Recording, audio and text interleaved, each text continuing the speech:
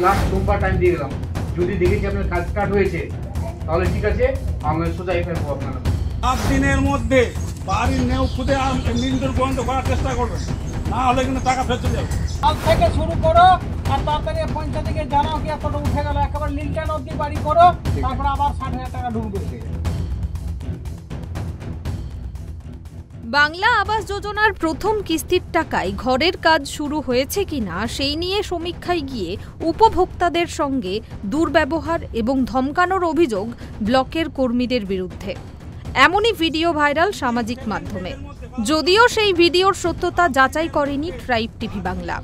আর এই ভিডিও সামনে আসতেই শুরু হয়েছে বিতর্ক।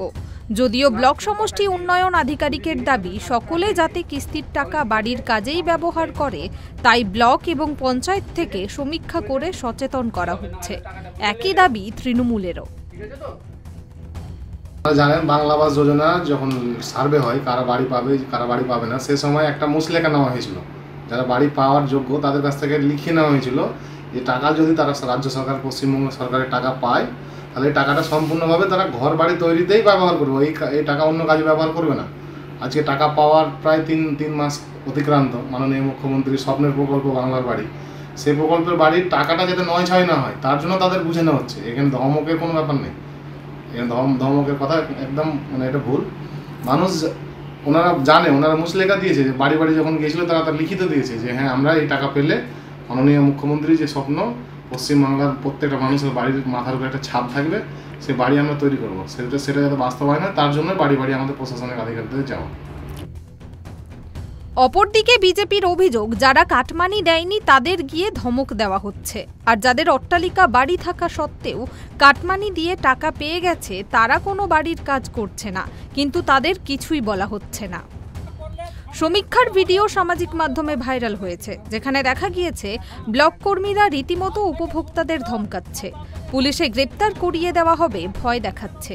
কিন্তু প্রশ্ন হলো, বর্তমান বাজার মূল্যে প্রথম কিস্তির যেটুকু টাকা পাওয়া যায় সেক্ষেত্রে বাস্তবে কতটাই বা এগোতে পারে বাড়ির কাজ? আবার এর আগে একাধিকবার সামনে এসেছে যাদের পাকা বাড়ি রয়েছে তাদেরও তালিকায় নাম, নেপথ্যে কাটমানি। সেই বাড়িগুলোতে কি যাচ্ছে না ব্লক প্রশাসনের কর্মীরা? এই নিয়েই সুর চড়িয়েছে জেলা বিজেপি সম্পাদক কিষান কোডিয়া। আমরা একটা ভিডিও দেখলাম, সেই ভিডিওতে দেখা যাচ্ছে সরকারি আধিকারিক ধমকাচ্ছে বেনিফিশিয়ারিকে যে আপনারা বাড়ি করেন নাহলে টাকা ফেরত দেন। আজকে কাদেরকে বলা হচ্ছে? যারা কাটমানি দেয়নি তাদেরকে বলা হচ্ছে যে বাড়ি তৈরি করার জন্য। যারা কাটমানি দিয়েছে তারা কি বাড়ি তৈরি করেছে? আজকে প্রকাশ্য দিবালোকে একটা লিস্ট থেকে দেওয়া হোক অঞ্চল ভিত্তিক, এই অঞ্চলে এতজনের প্রধানমন্ত্রী আবাস যোজনার আমলে ঘর তৈরি দেওয়া হয়েছে, তাহলে আমরা তদন্ত করে দেখিয়ে দিব যারা কাটমানি দিয়েছে তার মধ্যে 50% লোকের বাড়ি হয়নি, আর যারা কাটমানি দেয়নি তাদেরকে চমকানো হচ্ছে যে বাড়ি করেন না হলে টাকা ফেরত দেন। তারা কাটমানি দিয়েছে তাদের পাকা বাড়ি আছে, বাড়িতে টাইলস মার্বেল সব লাগানো আছে, ওদের প্রধানমন্ত্রী আবাস যোজনার মাধ্যমে ঘর হয়ে গেছে। আর যারা কাটমানি দেয়নি তাদের খুঁড়ে ঘর আছে, ভাঙাচোরা ঘর আছে, বলে ওরা করছে। আজকে 1 লাখ 1.5 লাখ টাকায় কী হবে? যতটুকু পারছে ততটুকু করছে, কিন্তু ওদেরকে ধমকানো হচ্ছে। এটা হচ্ছে তৃণমূল শাসনে এগুলোই হবে। অন্যদিকে তৃণমূলের ব্লক যুব সভাপতি মনিরুল আলম বলেন, বিজেপির অভিযোগ মিথ্যে, সকলে যাতে সেই টাকা সঠিকভাবে ব্যবহার করে তাই প্রশাসন দেখছে। হরিশ্চন্দ্রপুর 2 নম্বর ব্লক সমষ্টি উন্নয়ন আধিকারিক তাপস কুমার পালেরও একই বক্তব্য। কিছুদিন আগে গ্রাম পঞ্চায়েত যে স্টাফরা আছে তাদের মাধ্যমে সমস্ত বাড়িগুলোকে কভার করা হয়েছিল। ওদের হাতে যারা শুরু করেনি এখনও বাড়ি, তাদের হাতে নোটিশ অলরেডি দেওয়া ছিল। তারপরে যেহেতু অগ্রগতি সেরকম একটা পাচ্ছি না, সেজন্য আমাদের ব্লক থেকেও প্রায় সমস্ত ব্লক স্টাফকেই বিভিন্ন সমস্ত বাড়ি ভিজিট করতে পাঠানো হয়েছে, যাদেরকে আমরা ফার্স্ট ইনস্টলমেন্টে পেমেন্ট করেছি।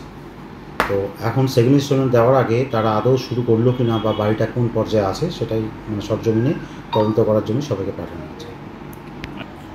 না, প্রথম কিস্তির টাকাটা যারা পেয়েছে তারা সেই টাকাটা যাতে 9-6 না করে বা অন্য কোনো কাজে ইউজ না করে ফেলে, তারা যাতে যে কারণে মাননীয় মুখ্যমন্ত্রী তাদের প্রত্যেকে বাড়ি তৈরি করার জন্য অ্যাসিস্ট্যান্স দিচ্ছেন, সেই কারণেই যাতে তারা টাকা খরচ করছে কিনা সেইটাই দেখা আমাদের উদ্দেশ্য।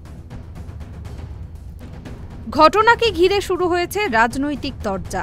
মালদার হরিশ্চন্দ্রপুর 2 নম্বর ব্লকের 9টি অঞ্চলে ঘুরছেন ব্লক কর্মীরা। বাংলা আবাসের প্রথম কিস্তির টাকা ইতিমধ্যেই ঢুকে গিয়েছে।